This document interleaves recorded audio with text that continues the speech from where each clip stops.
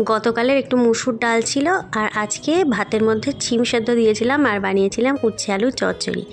এই রান্না দেখে আমার বরমশাইয়ের মাথা গেছে চটে গো। আমার খাবার আমি গুছিয়ে নিয়ে এখন আসলাম ছাদে।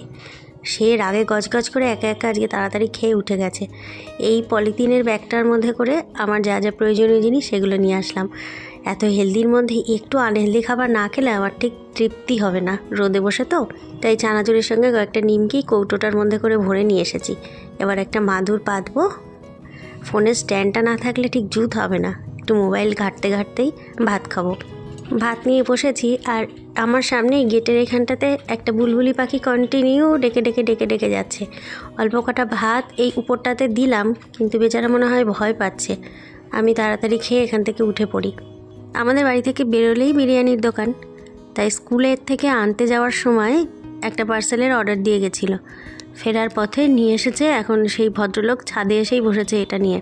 একটা গোটা প্যাকেট খাওয়ার ক্ষমতা নেই, অর্ধেকটা এখন খাবে আর অর্ধেকটা হয়তো রাতে খাবে। মাঝে মাঝে একটু সিম্পল রান্না করতেও হয়। অ্যাকচুয়ালি আমার মাথায় এটাই ছিল যে আমরা নিজেরা একটু সিম্পল খেয়ে নিলে বেলা পড়ে যায়, তখন তো আর ওসব দিয়ে ওর ঠান্ডা ভাত খেতে খুব একটা ভালো লাগবে না। তখন না হয় এক প্যাকেট বিরিয়ানিই আনতে বলবো। সেটাই হলো।